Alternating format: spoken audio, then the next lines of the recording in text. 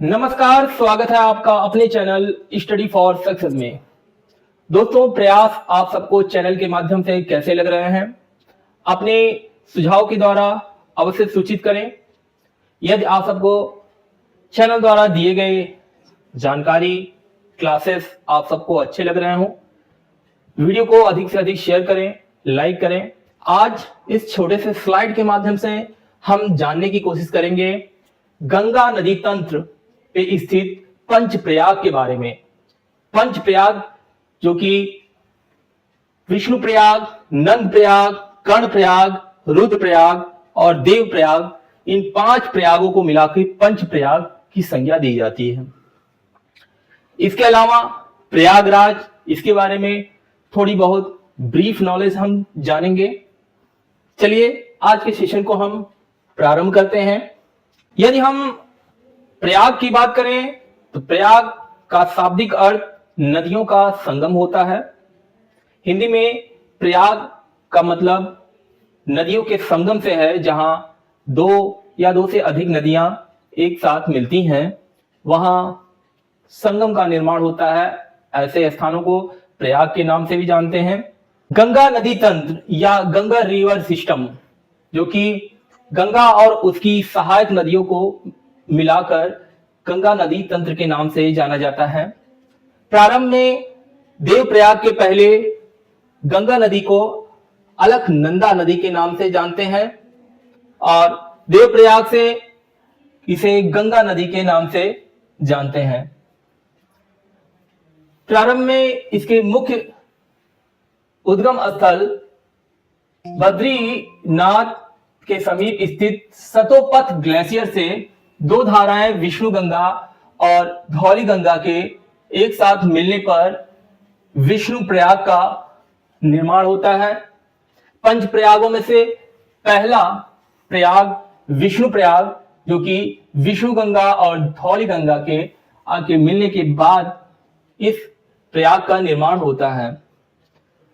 विष्णु प्रयाग के बाद अलकनंदा नदी आगे बढ़ने पर एक और बाएं साइड की धारा नंदाकिनी नदी से मिलने के बाद नंद प्रयाग का निर्माण करती है। वहीं अलकनंदा नदी कुछ और आगे जाने पर पिंडार नदी से मिलने के बाद कर्ण प्रयाग का निर्माण करती है। अलकनंदा नदी के और आगे प्रवाहित होने के बाद मुख्य धारा के दाहिनी साइड से केदारनाथ के समीप से मंदाकिनी नदी का उद्गम होता है। इस अलकनंदा नदी पर मंदाकिनी नदी के मिलने पर रुद्रप्रयाग का निर्माण होता है। रुद्रप्रयाग के आगे अलकनंदा नदी के धारा से गंगोत्री ग्लेशियर से निकली भागीरथी नदी के मिलने पर देवप्रयाग का निर्माण होता है। यानी कि विष्णु गंगा धौली गंगा के मिलन स्थान को हम विष्णु प्रयाग के नाम से जानते हैं और अलकनंदा नंदाकिनी की 2 धाराएं मिलने के बाद नंद प्रयाग के नाम से जानते हैं। अलकनंदा और पिंडार नदी के मिलने के बाद कर्ण प्रयाग के नाम से जानते हैं। अलकनंदा और मंदाकिनी नदी के मिलने के बाद रुद्रप्रयाग के नाम से जानते हैं। इसके अलावा विष्णु गंगा को हम मुख्य धारा में अलकनंदा की नदी के नाम से भी जानते हैं। इसे हम अलकनंदा नदी और धौली गंगा के मिलन स्थान के रूप में भी विष्णु प्रयाग को जानते हैं। वहीं अलकनंदा नदी लास्ट में पंच प्रयाग के 5वें प्रयाग गंगोत्री ग्लेशियर से भागीरथी के मिलने के बाद देवप्रयाग का निर्माण करती है। यहां से गंगा नदी का वर्तमान स्वरूप गंगा नदी के रूप में जाना जाता है। गंगा नदी मैदानी क्षेत्र में यदि हम बात करें तो हरिद्वार से गंगा नदी मैदानी क्षेत्र में प्रवेश करती है। गंगा नदी आगे बढ़ने के बाद पंचप्रयाग के अलावा प्रयागराज में यमुना नदी से आके मिलती है। यमुना नदी जिसका निर्माण यमुनोत्री ग्लेशियर से बंदर पुच्छ नामक स्थान से होता है। पंच प्रयागों के बाद यदि हम प्रयागराज की बात करें, प्रयागराज जो कि सभी प्रयागों का राजा कहा जाता है।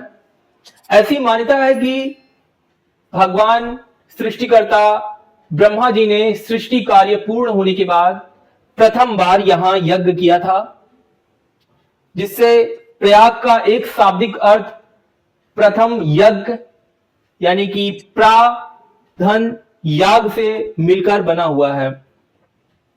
प्रयाग यमुना नदी, गंगा नदी और सरस्वती नदी के मिलन स्थल से बना है, लेकिन वर्तमान में सरस्वती नदी एक विलुप्त प्राय नदी है। सृष्टि कार्य पूर्ण होने के बाद प्रथम बार प्रयागराज में इस संगम स्थली पर ब्रह्मा जी ने सर्वप्रथम यज्ञ किया था, इसीलिए इसे सभी प्रयागों का राजा कहा जाता है।